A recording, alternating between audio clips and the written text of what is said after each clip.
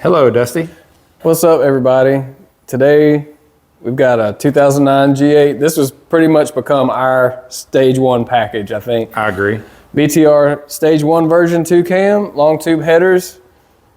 He's got the Corsa mid pipe and muffler, so it's the Corsa Connect Cooks, VCM intake, 180,000 miles. No, that's about it. So this is through what, 4 cats and 2 mufflers? 2 cats and 2 resonators and 2 mufflers. Okay. Yeah, I mean, once again, BTR did their homework on these new grinds. Simple setup, works good. This one, we did do a dyno before. We did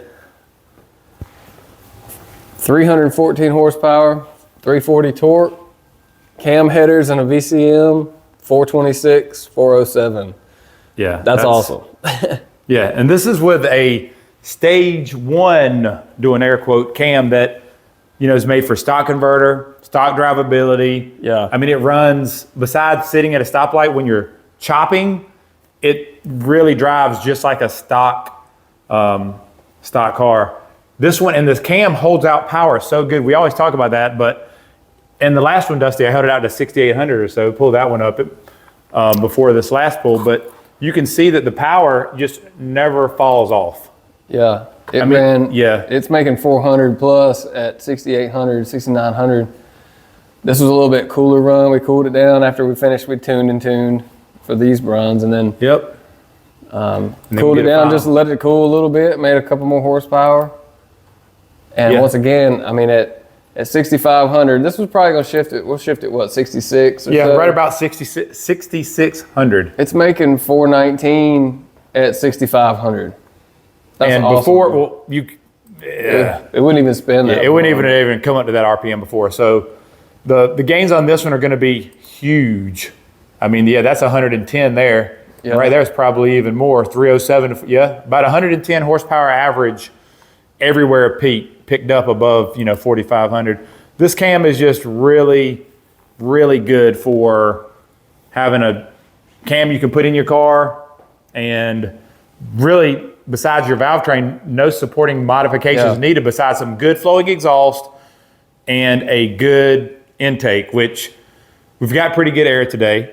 Yeah. And the map sensor was, showing really good, strong numbers. And this thing it's on SAE like we always use. Yep.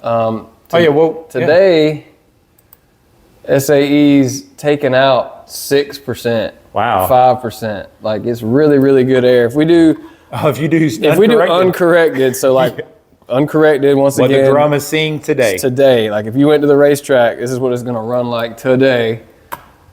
It's 453. It's 453, 432. Wow. So that's no correction. That's what's actually putting out today. Of course, to compare that to every other day that we use the correction factor. And then last but not least, standard? The old standard, that's going to add 2% over SAE most all the time.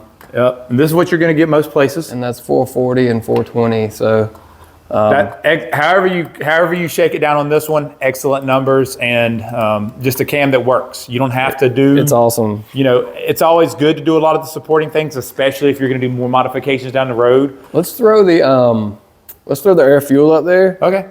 And just look at what it came in like bone stock. There was no tune in it. Chris verified there's no tune in this thing. Let me get rid of the conditions thing because it clutters it. You know how I am. Yep. But you can see this is a stock tune on this red line. So pretty good up to 4,500. 45, and then it goes fat.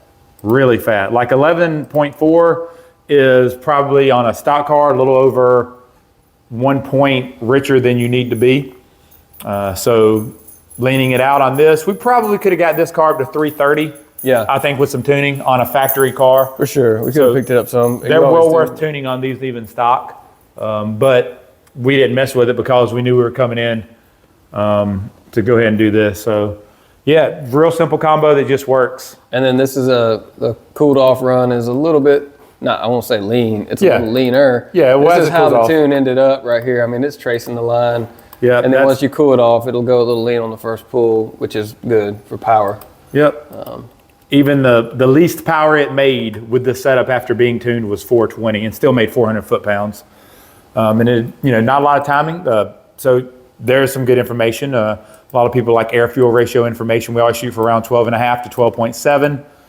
And timing on this one ended up to being around 23 in the mid-range and going up to around 25-ish on the top. So not a ton of timing in it, but LSs in general don't need a lot of timing. They don't like timing because their head design is relatively efficient.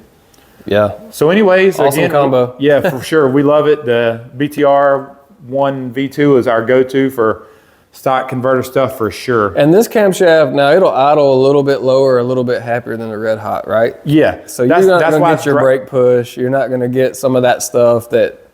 I'll have to look, but I think I usually end up idling these around 650. So we idle these around 650.